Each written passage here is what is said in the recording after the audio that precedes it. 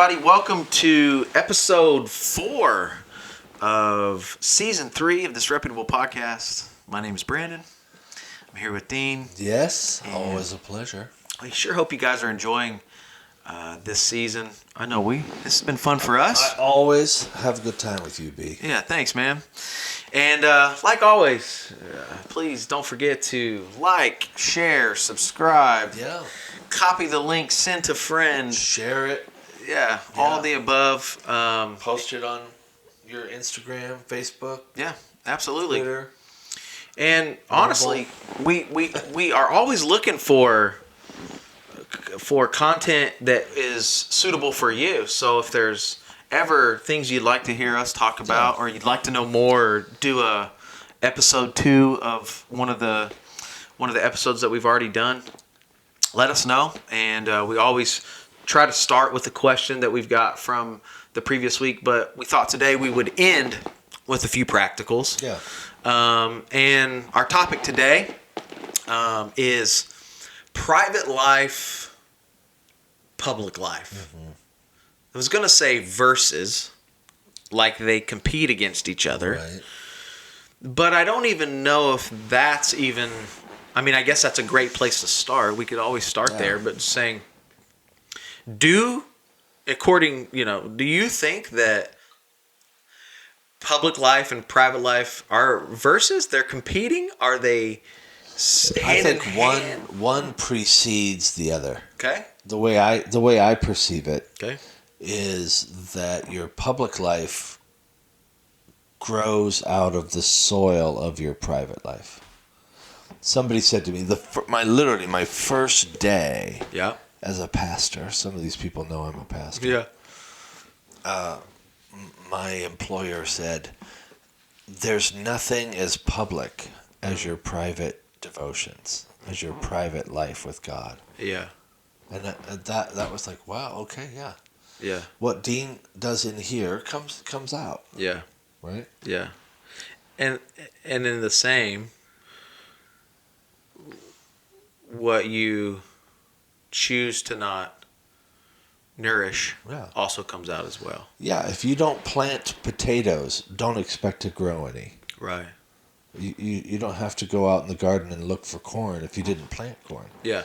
Look for what you planted. Yeah, and I think that's part of all these episodes kind of seem to be intertwined in some ways. I know our last episode 3 was talking about commitment issues, but then you come in here and now we're talking about private life and public life, and you say where these things, come out of. But it's funny because that is like duh. That's what I would call that. It's like if you don't plant a pumpkin, you're not going to get a pumpkin. Right. But for some reason in our life, in your personal life, you say to yourself, well, I just don't get it. Why I'm not X. What is going on here? Right. And then you kind of track back and you say to yourself, oh, right. I'm not planting. Right. There's something that we could learn from farmers. Yeah, for sure. In some ways, we're all farmers. You bet. And if people don't like the farming metaphor, I can switch to the financial world and say it doesn't matter if the Twitter stock is going up if you didn't buy Twitter. Yeah, absolutely. It doesn't matter if Amazon's going. It doesn't matter if the housing. I was just reading the other day that the Tacoma Pierce County housing market is the hottest housing market in America. Wow. Well, it doesn't matter if you don't own a house. Yeah. If you had invested here, right, then it matters that now it's worth this over here. Right. But you got to get in. Yeah. We say that when it comes to relational equity too. Like you can't withdraw what you haven't deposited. I believe that. And the same can be for your personal life too. I think the way that we budget finances, which some people are good and some people are bad, depending. I think the same thing we do in our own personal life. We try to take withdrawals from ourselves in areas that we have no equity in. Yes, that's right. There's no deposits. Yes, I guess I don't know. Is this an American phenomenon? Maybe it's everybody, but it seems like we really want to make withdrawals where we haven't made deposits. Yeah. It's kind of madness. Right. When you say it like that. Yeah. You know? Yeah. I had may I? Yeah, absolutely. Forgive me, I didn't mean to interrupt, but years ago I read a book, and it was called First Things First by a man named Stephen Covey. And he said, you have your public life, that's what people observe. And there are 3 people right now watching my public life, and then God only knows how many hundreds and thousands of people will watch on this podcast over the decades. But public life, private life, and that's the life that my wife sees, my son sees, you know, the people that are near me and part of my family.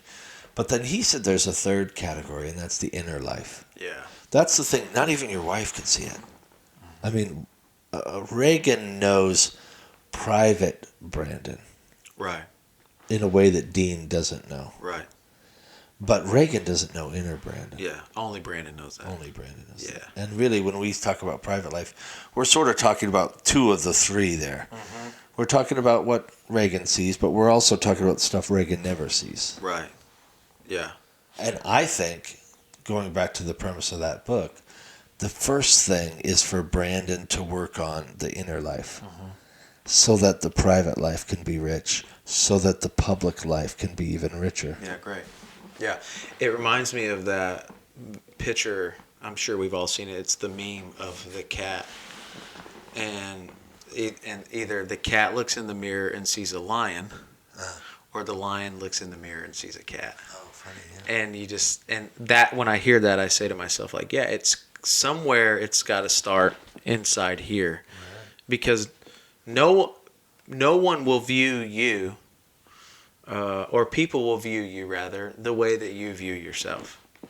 So if you're confident, if in private, in inner, if you want to use inner, if you're confident, if you're passionate, if you're empathetic, I don't know. These are just using basic adjectives to describe someone. But if that's how you view you, then more than likely, that would be a way that you would view me.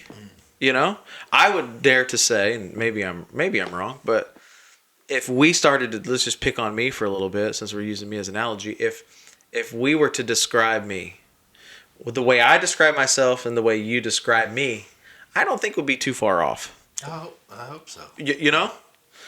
But where I think we run into trouble is where we lie to ourselves in the inner life, in the inner me. Yes.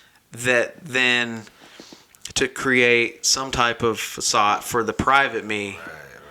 and then it is complete oblivion to the public me. Yes. You know? Yes. And oftentimes, when we go to fix, I think we would rather fix public than go to inner. Yeah, Then go to because private. it's easier to manipulate perceptions than it is to have character. Right. But it's like putting on, it's like not taking a shower for 2 weeks and putting on the finest suit. Yeah, and spraying yourself with cologne. Yeah. They're at war with each other. But we do it every day. People do it. Yeah, we do. I've done It's it. humans. I think particularly the era we're living in, people really are kind of obsessed with Perception? the perception of my public life. I want Sure. you. I want you to think I'm a baller, or I want you to think that I'm. You know, there was a funny story a few years ago. Maybe you can remember the artist, but he was at the airport and he took a picture of himself in front of a private plane. Okay. He didn't say he was getting on the private plane, but he says, you know, headed to Chicago or whatever, and this private plane is in the background, and then somebody recorded him sitting in coach. Stop. That. I forget who it was now. Maybe, do you guys remember that story at all?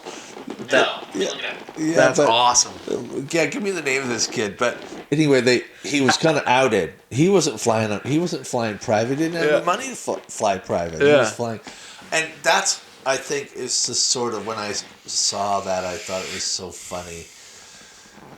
Because that's weird. Yeah. But I would say this, in my little town, I'm notorious for now having a bad reputation, right? Sure. People have written horrible things about me in the newspapers and said painful things. And since this is a disreputable podcast, I feel like it's impossible Right. on this topic to not talk about this subject. But for me, what's been helpful, Brandon, is to know that my public life is different than my reputation. Like, what do you mean? Well, my public life, I remind myself all the time. My inner life is who I know I am.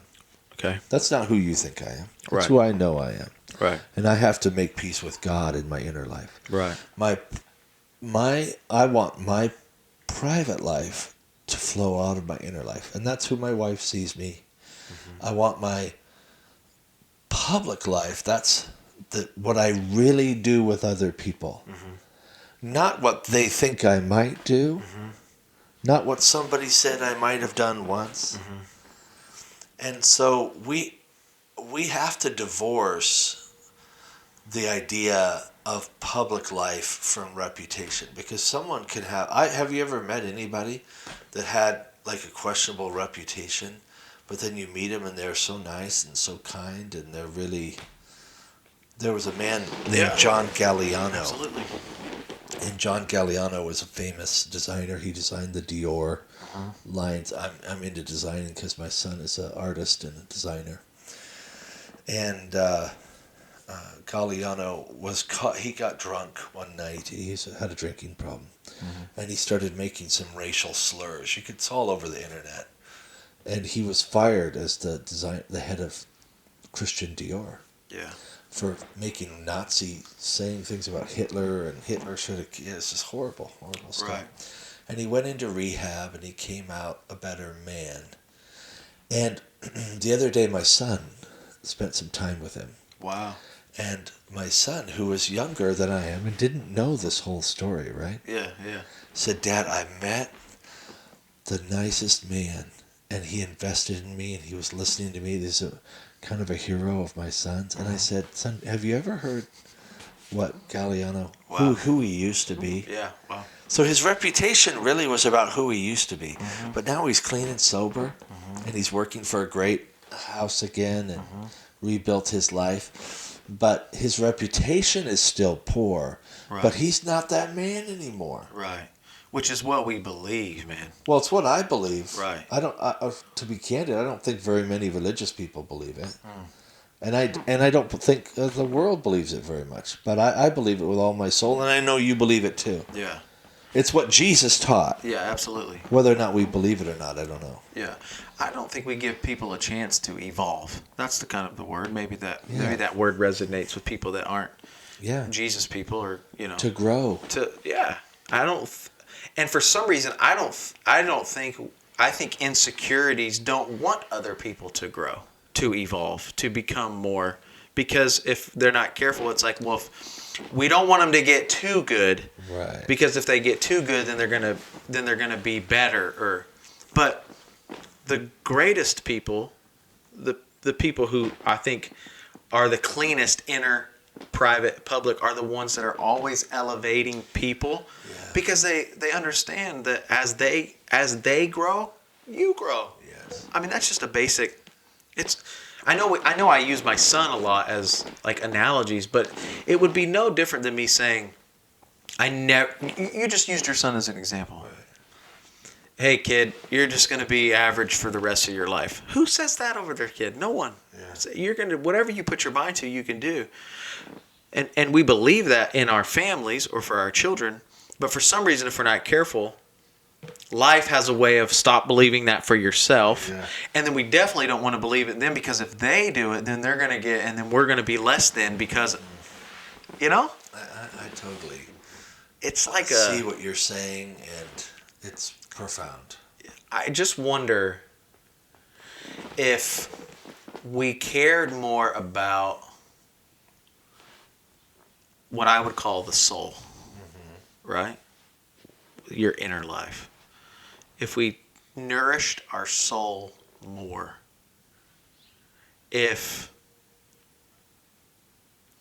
we would see the byproduct of that in 12 to 24 months, as opposed to constantly worrying about public. Image. Oh, no question, bro. And then we're dying in our soul. Yeah, and that's what I've committed my life to from this point on. Yeah. I mean, I worry very little about reputation. Yeah.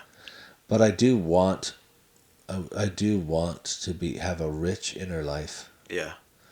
And a happy private life. Yeah. In order that I could have a fruitful public life. Yeah. Fruitful not in reputation. I'm never going to undo. You can't reverse out things people have said. Yeah. But I can plant new seed and try to make a difference in your life and in Shepard's life. Yeah. Truly's life and Reagan's life and Abe and Torin. I said to my wife this morning, because we were celebrating a big win for our son. His clothing has been purchased by one of the great stores in the world, London and Tokyo, New York, and Los Angeles. And I said to Anne, aren't you glad that this last season of our life, the last third part of my life, is about other people? Because frankly, Brandon, I've had great days. I've never had a day as good as I had when my son won. Yeah. I feel it's nice to have a good talk, but when I see you're giving a great message, I enjoy it more than my talks. I didn't feel that way when I was 25, but I do now. It's kind of like, I have no interest in resurrecting my reputation. What I'm interested in having a fruitful public life, because I've invested privately with the three men that are here as a part of this production, Yeah. I remember you used to hashtag the word others. Where did that come from? It came from the idea of a selfie. Okay. That everybody was so into selfies, and my daughter would say, Dad, you'll get more likes if you post a selfie. People, because she was trying to help me. Yeah, totally. Because she understands that world better than I do. People want to see selfies, I guess, because they want to get likes on their own selfie. Yeah, I guess. But I resist the idea. If I was handsome like you and young, I'd probably post more selfies. But I got to thinking, what if you tried to make it about others? And so that's how I got started doing that. And I know a few friends that have picked it up. Shannon, I noticed he posts things about hashtag others. But it definitely isn't a plan for social media success, but it is a wonderful strategy for life success. Which is inner and private. Yeah. And has nothing to do with public. Yeah. But it's success in the best place. I think so. Because wouldn't you? Do you have to choose? Let me just, I'm throwing out a ton of questions that come to mind. Do you have to choose? Can you have both? It's for a season, but the scripture says, not to be Mr. Bible quote all the time, but the scripture says, beware when all men think well of you.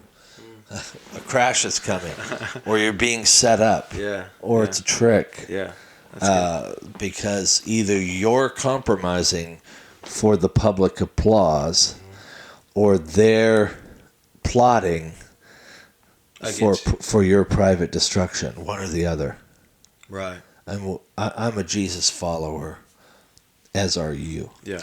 So we serve a Jew who was called a liar, a plotter, a crazy man, and they killed him like a thief. Right. So public approval for a follower of Jesus should not mean as much. Yeah. Because we follow a guy who was crucified like a common criminal. But Jesus lost the public approval thing. Yeah.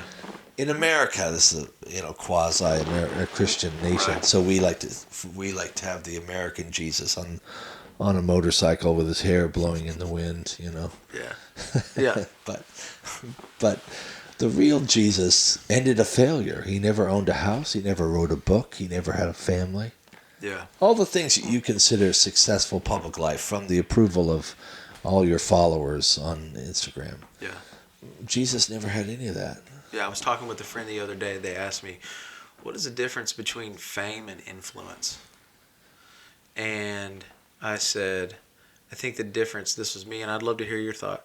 I said, I think the difference in fame and influence is fame is for you and influence is for other people. Oh, that's good. I like that. And at some point, you have to decide what you want more. I was talking with a guy. He's very successful. He's got a lot of things that have happened rapidly in his life.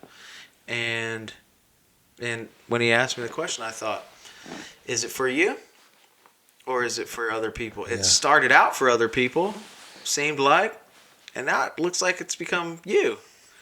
So we got to get it back to where it's influence. Yeah, I wish that for your generation. Because, when I was a young man, people wanted to be a great actor. Or they wanted to be a great basketball player or whatever. Now people just aspire to broad fame. Right. Like the fame is a byproduct of excellence. Right, yeah. Or it should be. I don't know if it is. So the people that I admire, we talked in a previous episode about Kobe. Right. He wasn't a perfect person, and as he lived his life, he made some very public mistakes, but he was a man that pursued excellence in his craft. Right. He worked on excellence with his family, and he died. I think everyone that knew him would say he died as a man who had excellence in his private, inner life. Right. Yeah, absolutely. He had worked on his faith. He was a better basketball player than he was a human. And in the end, he was a better human than he was anything. And that's why we love him. Yeah. And, I know there's business owners out there. There's so many different types of people, moms, dads, husbands, wives. And, when things start going awry in certain areas, I think it's easy to try to fix the easiest thing to fix, and that's what's right in front of you. But really, what should be the easiest to fix is what's right here inside of you. The reason why I say that is because I've been able to tell in my personal life that I'm a better leader for everyone else when I'm leading me. Yeah, for sure, bro. I'm a better. Things are not as chaotic wherever I'm at when things aren't as chaotic in here. So the way I've kind of taught it in the past for me was like, hey, here to then family, and I know in our world, being the church, and what we do, it's like, hey, you can win the world and lose your family if you're not careful, because you're always trying to fix this out here as opposed to that's good. As opposed to home. Yeah. And I've learned when I fix home, out here is better. Good. But you can't fix home until right here. So it's a constant for me. It's a daily reminder. I think you told me, I don't know, maybe it was a couple of years ago, that the more influence, basically, the more responsibility. The less freedoms. You remember the triangle thing that you shared with me? And I borrowed it from John Maxwell. Okay. The great teacher, leadership expert. Right.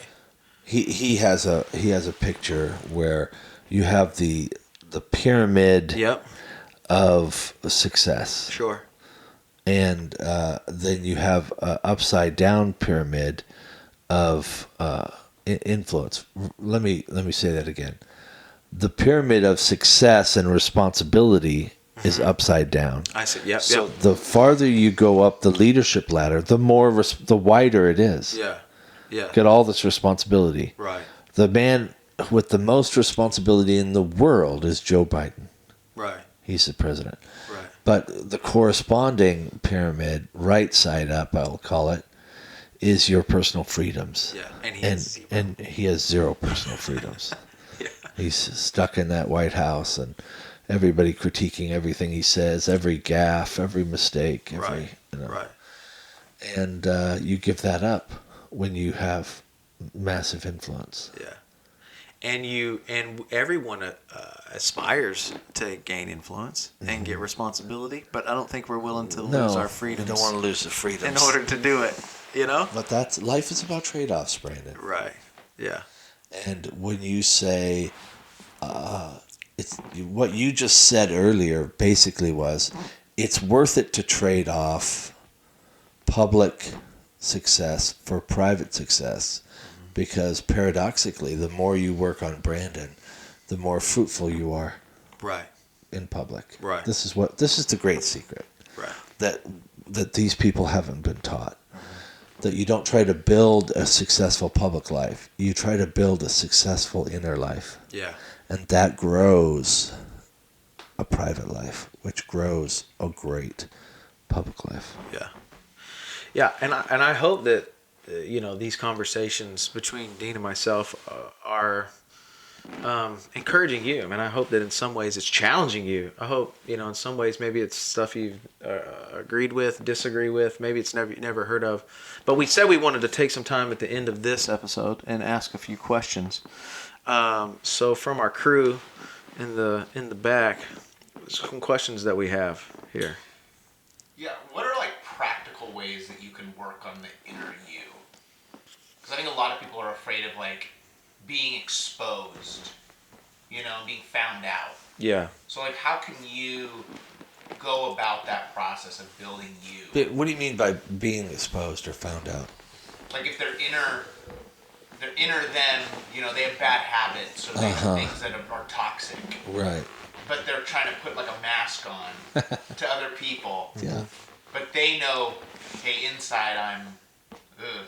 Yeah, well, I practically, I would say everybody ought to carve out a little time every day to work on the inner life. In Jesus circles, we encourage people to do devotional times. It's just to get some truth in. But I mean, you should. I like to carve out a little time every day to read, to listen to a good motivational YouTube thing.